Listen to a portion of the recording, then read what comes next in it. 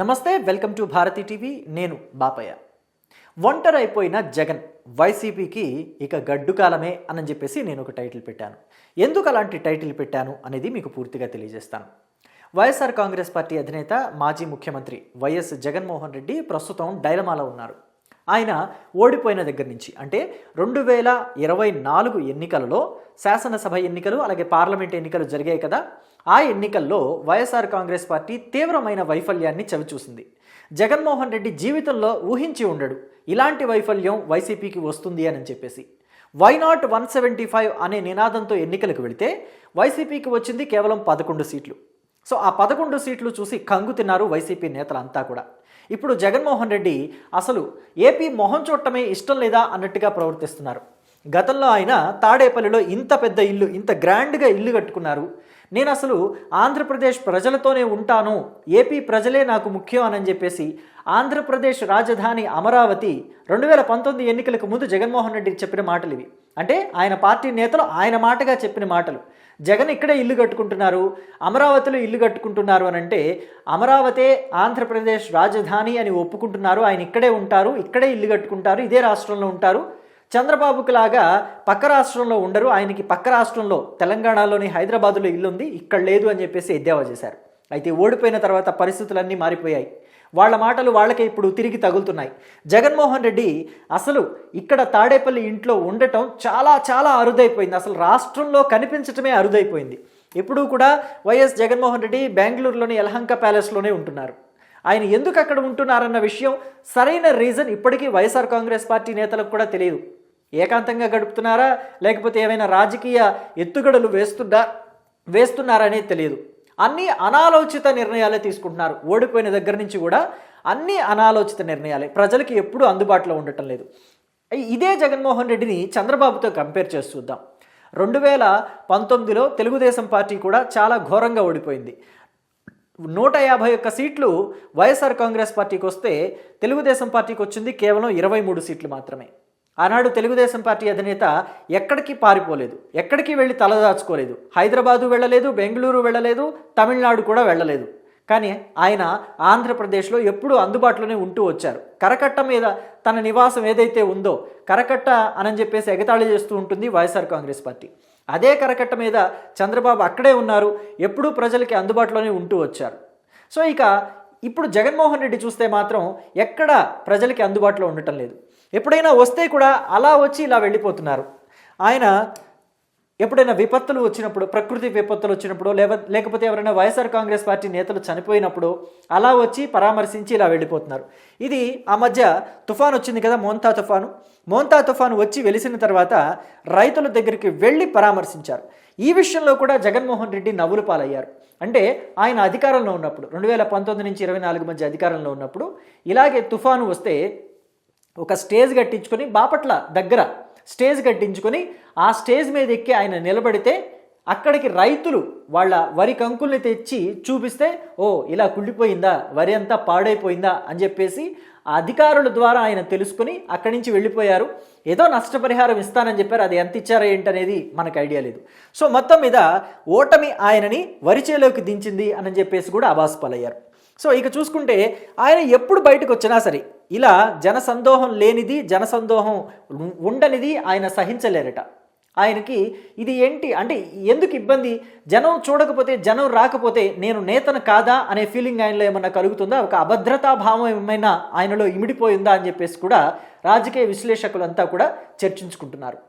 So మొత్తం అంతా జై జగన్ అనే నినాదాలు, ఇదంతా అంటే పబ్లిక్కి కూడా చాలా ఇబ్బంది కలిగించే విధంగా మొత్తం అంతా జన సమీకరణ చేసి అన్ని ప్రాంతాల నుంచి, ఇది కృష్ణా జిల్లాలో రైతుల్ని పరామర్శించడానికి ఆయన వచ్చినప్పుడు జన సమీకరణ చేసి వైఎస్ఆర్ కాంగ్రెస్ పార్టీ నేతలు, జిల్లా నేతలంతా కూడా మొత్తం అంతా జన సమీకరణ చేసి ఆయనకి అభివాదం చేయిస్తూ పూలు చల్లిస్తూ ఇలా తీసుకొచ్చిన సందర్భం.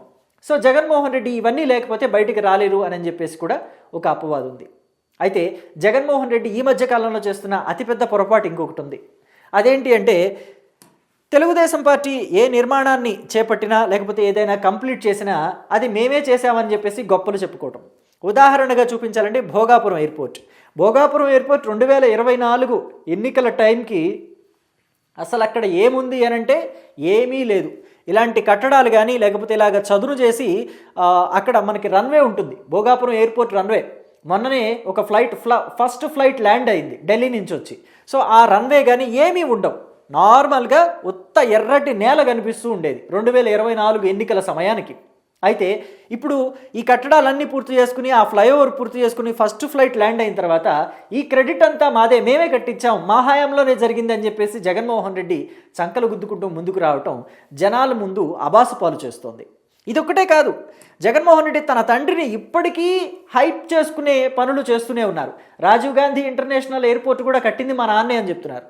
యాక్చువల్గా ఈ రాజీవ్ గాంధీ ఇంటర్నేషనల్ ఎయిర్పోర్ట్ అంటే శంషాబాద్ ఎయిర్పోర్ట్ ప్రతిపాదన చేసింది చంద్రబాబు, పర్మిషన్లు తీసుకొచ్చింది చంద్రబాబు. ఆనాడు 1999 నుంచి 2004 మధ్య చంద్రబాబు ముఖ్యమంత్రిగా ఉంటే వాజ్పేయి ప్రధానిగా ఉన్నారు.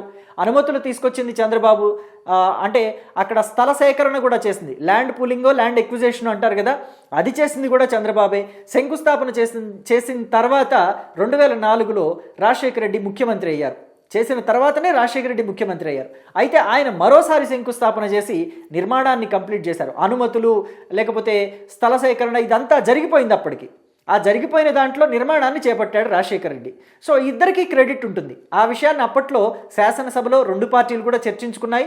దీనికి ఇది ఇంటర్నేషనల్ ఎయిర్పోర్ట్ కాబట్టి రాజీవ్ గాంధీ పేరు పెడతామని చెప్పేసి వాళ్ళు అడిగారు. వీళ్ళు మాత్రం తెలుగుదేశం పార్టీ వాళ్ళు మాత్రం ఎన్టీఆర్ పేరు పెట్టమని చెప్పేసి రిక్వెస్ట్ చేశారు. కానీ కుదరలేదు, రాజీవ్ గాంధీ ఇంటర్నేషనల్ ఎయిర్పోర్ట్ పేరుతోటే దీన్ని ప్రారంభించారు. అయితే ఇద్దరికీ క్రెడిట్ తీసుకున్నారు ఆ రోజు. కానీ ఇప్పుడు జగన్మోహన్ రెడ్డి మాత్రం ఇదంతా మా నాన్న క్రెడిటే అంటారు. ఇది ఒకటే కాదు, హైదరాబాద్లో సాఫ్ట్వేర్ డెవలప్ అయిందన్నా కానీ మా నాన్న క్రెడిటే అంటారు. అంతా నాది మా నాన్నది, నాది మా నాన్నదే అని చెప్పి చెప్తూ ఉంటారు. సో ఇలాంటి విషయాల్లో కూడా జగన్మోహన్ రెడ్డి అబాసు పాలవుతున్నారు. ఎందుకనంటే హైదరాబాద్లో ఐటీ డెవలప్ అయింది అని అంటే అది చంద్రబాబు పుణ్యం అని అన్నమాట అందరికీ తెలిసిందే. హైటెక్ సిటీ తీసుకొచ్చింది చంద్రబాబు అని తెలుసు. సైబరాబాద్ అనే ఒక సిటీ క్రియేట్ అవ్వడానికి మూలం చంద్రబాబుని తెలుసు. ఆయన వేసిన బీజంతో ఇవాళ ఇక్కడ టెక్నాలజీ ఇంత డెవలప్ అయింది, ఐటీ టెక్నాలజీ ఇంత డెవలప్ అయిందన్న విషయం ప్రతి ఒక్కరికి తెలుసు. కానీ జగన్మోహన్ రెడ్డి ఇంకా తప్పుదోవ పట్టిద్దాం జనాలను అనుకుంటున్నాడో ఏమో తెలియదు. ఆయన తప్పులు మాట్లాడుతూ ఆయన అసత్యాలని భూతద్దంలో చేసి పెద్దవిగా చూపెట్టాలని అందరినీ నమ్మించాలని ప్రయత్నం చేస్తూ ఆయనే అబాసు పాలవుతున్నాడు, ప్రజల ముందు అవహేళన పాలవుతున్నాడు. సో ఇక చూసుకుంటే ఇక్కడ జగన్మోహన్ రెడ్డి ఎప్పుడూ కూడా జనాలను వేసుకుని ముందుకు వస్తూనే ఉంటారు. ఈ క్రమంలోనే జనంతో కూడా ఇలాంటి అబద్ధాలు చెప్పించాలని, అంటే జనాల్లోకి ఇలాంటి అబద్ధాలని పంపించాలని కార్యకర్తల ద్వారా ప్రయత్నం చేస్తుంటారు. అలాగే నాయకుల ద్వారా కూడా ప్రయత్నం చేస్తుంటారు. ఇక్కడ నాయకుల్ని కూడా జగన్మోహన్ రెడ్డి చేజేతులా ఫూల్సం చేసేస్తున్నాడు. అంటే ఒక రోజా కావచ్చు, ఒక అంబటి కావచ్చు, ఒక పేర్ని నాని కావచ్చు, ఒక కొడాలి నాని కావచ్చు, లేకపోతే ఒక అనిల్ కుమార్ యాదవ్ కావచ్చు, వీళ్ళందరినీ కూడా చేజేతులా ఆయనే ఫూల్సం చేసేస్తున్నాడు. ఎందుకంటే ఈయన మాట్లాడిన మాటల్ని వీళ్ళంతా సమర్థిస్తూ ప్రెస్ మీట్లు పెట్టాలి. ఈ మధ్య మనం చూసాం భోగాపురం ఎయిర్పోర్ట్ విషయంలో గుడివాడ అమర్నాథ్ గత ఐటీ శాఖ మంత్రి, వైసీపీ హయాంలో ఐటీ శాఖ మంత్రి, ఆయన ఒక ప్రెస్ మీట్ పెట్టి ఆయన ఎంత అబాస్ పాలయ్యాడో, ఆయన ప్రెస్ మీట్ పెట్టిన తర్వాత కింద కమెంట్స్ ఆయన గురించి ఎలాంటివి పెట్టారో మనం అంతా చూసాం. సో కాబట్టి జగన్మోహన్ రెడ్డి చేసే నిర్ణయాల వల్ల నేతలకి కూడా చాలా చెడ్డ పేరు వస్తుంది. అంటే ఆయన మాట్లాడిన దాన్ని సమర్థించడం కోసం నిన్న రోజా ఎలా మాట్లాడిందో మనం చూసాం. పిన్నెల్లి రామకృష్ణారెడ్డి ఈవీఎం పగలగొట్టాడంటే అక్కడ రెగ్గింగ్ జరుగుతోందని పగలగొట్టాడంట. రెగ్గింగ్ జరుగుతోంది అని అంటే కంప్లైంట్ ఎవరికి ఇవ్వాలి, లేదా రీపోలింగ్ ఎలా పెట్టించాలి, ఒకవేళ రెగ్గింగ్ జరుగుతోంది వాస్తవాలైతే వాటి ఆధారాలను ఎలా ఈసీకి ప్రొడ్యూస్ చేయాలి, ఎలక్షన్ కమిషన్కి ఎలా ప్రొడ్యూస్ చేయాలి, కంప్లైంట్ ఎలా చేయాలన్న విషయం తాను ఒకసారి మంత్రిగా పనిచేసింది, 2 సార్లు ఎమ్మెల్యేగా పనిచేసింది, రోజాకి తెలియదా? పైగా BA పొలిటికల్ సైన్స్ చదివానంటుంది. ఆవిడకి ఆ మాత్రం జ్ఞానం లేదా? ఎలా మాట్లాడుతుంది? జనంలో కూడా తన మీద ఒక తప్పుడు ముద్ర వేసేలాగా జగన్మోహన్ రెడ్డే నేతల్ని అలాగ తయారు చేసేస్తున్నారు. అటు జగను తప్పుడు వ్యక్తిగా ముద్ర పడిపోతున్నాడు, నేతల్ని కూడా తప్పుడు నేతలుగా ముద్ర పడేలాగా జగన్మోహన్ రెడ్డి చేస్తున్నాడు. ఎందుకు చేస్తున్నాడా, ఇలాంటి అనాలోచిత నిర్ణయాలు ఎలా తీసుకుంటున్నాడు అనే విషయం కూడా తెలియదు. ఇదొక్కటే కాదు, డేటా సెంటర్ల విషయంలో కూడా జగన్మోహన్ రెడ్డి అంతే చేశాడు. డేటా సెంటర్ల విషయంలో అసలు డేటా సెంటర్లు ఎందుకు పనికిరావని చెప్పేసి అప్పటి వరకు నేతలు మాట్లాడితే, డేటా సెంటర్ల వల్ల అసలు ఉద్యోగాలే రావు అని చెప్పేసి మాట్లాడితే, డేటా సెంటర్లకి చాలా బెనిఫిట్స్ ఇస్తూ వెళ్తుంది ఆంధ్రప్రదేశ్ ప్రభుత్వం అని చెప్పేసి వైసీపీ నేతలు అందరూ మాట్లాడిన తర్వాత జగన్మోహన్ రెడ్డి వచ్చేసి డేటా సెంటర్లు మంచిదే, అవి రావటం మంచిదే, అసలు వాటిని తీసుకొచ్చిందేమేమో అని చెప్పేసి అన్నాడు. అసలు వీళ్ళంతా కూడా వాటి వల్ల డేటా సెంటర్ల వల్ల ఉపయోగం లేదని చెప్పేసి నాయకులు చెప్తే, చివరికి ఆయన వచ్చేసి అవి మంచిదే కానీ తీసుకొచ్చింది మేము అని చెప్పేసి అన్నాడు. అంటే లోకేష్ వెళ్ళి అక్కడ కేంద్రంతో మాట్లాడి గూగుల్ డేటా సెంటర్ విశాఖపట్నం రావడానికి ఎంత కృషి చేశారు, ఎన్ని రోజులు కృషి చేశారు, దాని వెనుక ఐటీకి సంబంధించిన ఏవైతే ఒప్పందాలు ఉంటాయో ఆ ఒప్పందాలు, ఆ నిబంధనలు ఉంటాయో ఆ నిబంధనలను సడలించి వాటిల్లో మార్పులు తీసుకొచ్చేలాగా కేంద్రాన్ని ఒప్పించి ఆ తర్వాత డేటా సెంటర్ని ఇక్కడికి తీసుకొచ్చారు, విశాఖపట్నం తీసుకొచ్చారు, అది అందరికీ తెలుసు. కానీ మేమే తీసుకొచ్చామని చెప్పేసి జగన్మోహన్ రెడ్డి ఆ క్రెడిట్ తీసుకునే ప్రయత్నం చేసి అందరి మధ్య అబాసు పాలైపోయాడు, నవ్వులు పాలైపోయాడు నిజంగా చెప్పాలంటే. పైగా అదానీ డేటా సెంటర్ అన్నా గూగుల్ డేటా సెంటర్ అన్నా ఒకటే అని చెప్పే ప్రయత్నం కూడా చేశాడు. అదానీ వేరు, అదానీ అనే కంపెనీ వేరు, గూగుల్ అనే కంపెనీ వేరు. గూగుల్ అనేది ఇంటర్నేషనల్ కంపెనీ, అదానీ కంపెనీ అనేది ఒక జాతీయ స్థాయి కంపెనీ, మన దేశానికి మాత్రమే సంబంధించిన కంపెనీ అని చెప్పేసి జగన్మోహన్ రెడ్డికి తెలియదా, లేకపోతే జనానికి తెలియదనుకుని జగన్మోహన్ రెడ్డి అబద్ధాలని ప్రచారం చేశారా, అది కూడా తెలియదు. సో ఇక ఈ మధ్యకాలంలో జగన్మోహన్ రెడ్డికి బాగా మైనస్ అయిన విషయం ఏంటంటే కేంద్రం జగన్మోహన్ రెడ్డిని అస్సలు పట్టించుకోవటం లేదు. ఇంకొక మాటలో చెప్పాలంటే జగన్మోహన్ రెడ్డికి అక్కడ కేంద్రంతో అపాయింట్మెంట్ దొరకాలి అని అంటే అసలు అది బ్రహ్మపిళ్ళేలాగా ఉంది, ఎక్కడా సాధ్యపడటం లేదు. తన ఎంపీలు కావచ్చు, లేకపోతే పార్లమెంటు సభ్యులు కావచ్చు, అంటే రాజ్యసభ సభ్యులు కావచ్చు, పార్లమెంటు సభ్యులు కావచ్చు ఉన్నారు, అస్సలు లేకుండా ఏం లేరు. మొత్తం కలిపి ఒక 5-6 ఉంటారు కదా, వాళ్ళంతా కలిసి వెళ్ళి బ్రతిల్లాడినా కానీ ఎక్కడ అమిత్ షా కానీ మోదీ కానీ ఎక్కడ ఒక్కసారి కూడా జగన్మోహన్ రెడ్డికి అపాయింట్మెంట్ ఇచ్చే ప్రయత్నం అయితే చేయటం లేదు. గతంలో 2014 నుంచి 2019 వరకు చూసుకుంటే అప్పుడు జగన్మోహన్ రెడ్డి ప్రతిపక్షంలో ఉన్నప్పటికీ కూడా విజయసాయిరెడ్డి లాంటి వాళ్ళు సెంట్రల్లో లాబింగ్ చేసి వాళ్ళ పరపతిని ఉపయోగించి వాళ్ళ పేరును ఉపయోగించి జగన్మోహన్ రెడ్డికి ప్రధానమంత్రి నరేంద్ర మోదీతో అనేక మార్లు అపాయింట్మెంట్లు ఇప్పించిన విషయాల్ని మనం చూసాం. జగన్మోహన్ రెడ్డి కన్నా ఎక్కువగా విజయసాయిరెడ్డి పిఎంఓలో ఎక్కువగా కనిపిస్తూ ఉండేవారు. సో ఒక ఎంపీగా, అంటే అప్పట్లో ఆయన రాజ్యసభ సభ్యుడిగా ఉన్నారు కాబట్టి ఆయనకి ఆ ఎంట్రన్స్ కూడా దొరికింది. కానీ ఆయన అక్కడ వాళ్ళతోటి ఆ సత్సంబంధాలు కూడా నెరపగలిగారు. అలాంటి విజయసాయిరెడ్డిని పోగొట్టుకొని నిజంగా జగన్మోహన్ రెడ్డి ఒంటరి అయ్యాడనే చెప్పాలి. సో ఇకపోతే సిబిఐ కేసులు కూడా వెంటబడుతున్నాయి. అటు కేంద్రం సహకారం లేదు, ఇటు సిబిఐ కేసులు వెంటబడుతున్నాయి. సో ఇక్కడ చూసుకుంటే కనుక చాలామంది ఏమనుకుంటారంటే కేంద్ర ప్రభుత్వం జగన్మోహన్ రెడ్డికి సహకరిస్తోంది అని చెప్పేసి అనుకుంటారు. ఎందుకంటే 2019 నుంచి 2024 మధ్య బీజేపీ తోటి సఖ్యతగా జగన్మోహన్ రెడ్డి మెలిగారు కాబట్టి అందరికీ అలా కనిపించింది. కానీ ఎక్కడా కూడా కేంద్ర ప్రభుత్వం కేసుల విషయంలో జగన్మోహన్ రెడ్డికి సహకరించింది లేదనే చెప్పాలి. ఎందుకంటే జగన్మోహన్ రెడ్డికి తెలుసు చట్టాల్లో ఉన్న లొసుగుల్ని ఎలా ఉపయోగించుకొని ఈ కేసులు పొడిగించేలాగా చేసుకోవాలి, సాగదీసేలాగా ఎలా చేసుకోవాలి, బెయిల్ ఇంకా కంటిన్యూ అయ్యేలాగా ఎలా చేసుకోవాలన్న విషయం జగన్మోహన్ రెడ్డికి బాగా తెలుసు. జగన్మోహన్ రెడ్డి దగ్గర చాలా హైలీ పెయిడ్ లాయర్స్ ఉన్నారు. అసలు రోజుకి ఇంతనేది లక్షల్లో ఫీజులు తీసుకునే లాయర్ని, అడ్వకేట్స్ని జగన్మోహన్ రెడ్డి పెట్టుకుని వాళ్ళ దగ్గర నుంచి సలహాలు తీసుకుంటూ ఆ కేసుల్ని సిబిఐ కేసులు కావచ్చు, ఈడీ కేసులు కావచ్చు, లేకపోతే వివేక కేసు కావచ్చు, వీటన్నిటినీ కూడా ఇంకా పొడిగిస్తూనే వెళ్తున్నారు జగన్మోహన్ రెడ్డి. సో ఇవన్నీ ఒక ఎత్తు వైసీపీకి డ్యామేజ్ చేయటం అని అనుకుంటే, అయితే ఈ కేసులు ఉండటం వల్ల ఇబ్బంది ఏంటి? అయితే జైలుకు వెళ్ళి లేకపోతే ఆ కేసులు మొత్తం కూడా విచారణ చేయించుకొని ఆయన ఏమని చెప్పుకుంటారు ఇప్పటికీ కూడా, నా మీద అక్రమంగా పెట్టిన అక్రమాస్తుల కేసులు అని చెప్తారు. మరి వాటన్నిటినీ ప్రూవ్ చేసుకుని కడిగి ముచ్చంలాగా బయటకు వద్దామని చెప్పేసి జగన్మోహన్ రెడ్డి ఎందుకు అనుకోవట్లేదో తెలియదు. సో అది అలా ఉంటే ఇప్పుడు సిబిఐ వెంటబడుతున్న మరో కేసు ఏంటంటే బాబాయ్ వివేక మర్డర్ కేసు. ఈ మర్డర్ కేసులో కూడా జగన్మోహన్ రెడ్డి చాలా ఇబ్బంది పడుతున్నారు. గూగుల్ టేక్అవుట్స్ ఏదైతే ఉందో ఆ గూగుల్ టేక్అవుట్స్ ద్వారా ఆ రోజు ఎవరెవరు దాంట్లో పాల్గొన్నారు, దాంట్లో ఎవరెవరి హస్తం ఉంది అనే విషయాలు కూడా అన్ని బయటకు వచ్చే ప్రమాదం కూడా ఎక్కువగా కనిపిస్తుంది అని చెప్పేసి చెప్తున్నారు.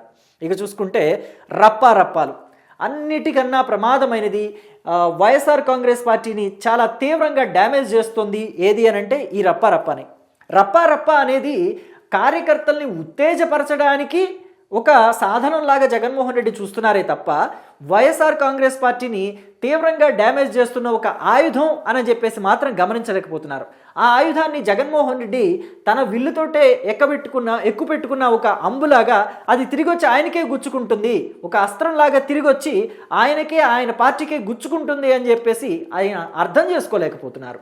రప్ప అంటే తెలుగుదేశం పార్టీ వాళ్ళని మాత్రమే రప్పాలాడిస్తారా? అంటే రేపు ప్రభుత్వం ఒకవేళ వస్తే గనక, వైఎస్ఆర్ కాంగ్రెస్ పార్టీ వస్తే గనక ఇక్కడ తెలుగుదేశం పార్టీ వాళ్ళని ఇబ్బంది పెట్టిన వాళ్ళు రేపు మనల్ని ఇబ్బంది పెట్టరు అని చెప్పేసి ప్రజలు భావించరా? మనల్ని కూడా ఇబ్బంది పెడతారు. తెలుగుదేశం పార్టీ వాళ్ళని ఇబ్బంది పెట్టారా? గతంలో 2019 నుంచి 2024 మధ్య అధికారంలో ఉన్నప్పుడు కేవలం తెలుగుదేశం పార్టీ వాళ్ళని వేధించి వెంటాడి ఇబ్బంది పెట్టి వదిలేశారా? సామాన్య ప్రజల జోలికి కూడా వెళ్ళారు. ఎవరు నోరెత్తినా వాళ్ళని తీసుకెళ్లి జైల్లో వేశారు. ఎవరు సోషల్ మీడియా పోస్టులు పెట్టినా వాళ్ళు తెలుగుదేశం వాళ్ళు కాకపోయినా వాళ్ళ మీద తెలుగుదేశం పార్టీ అని ఒక ముద్ర వేసేసి వాళ్ళని తీసుకెళ్లి జైల్లో వేశారు. డాక్టర్ సుధాకర్ పరిస్థితి ఏమైంది? డ్రైవర్ సుబ్రహ్మణ్యం పరిస్థితి ఏమైంది? సో ఎవరు ఎటు కాకుండా పోయారు. ఎంతమంది దళితులకి శిరోముండనం చేయించారు, ఎంతమంది దళితుల్ని హింస పెట్టారు, ఎంతమంది దళితుల్ని ఇబ్బందులకు గురి చేశారు.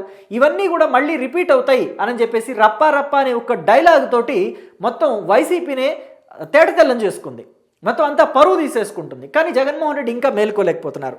వీటన్నిటికి తోడు ఈ రప్పా రప్పాలు, వీటికి తోడు జగన్మోహన్ రెడ్డి కూడా వాటిని సమర్థించటం.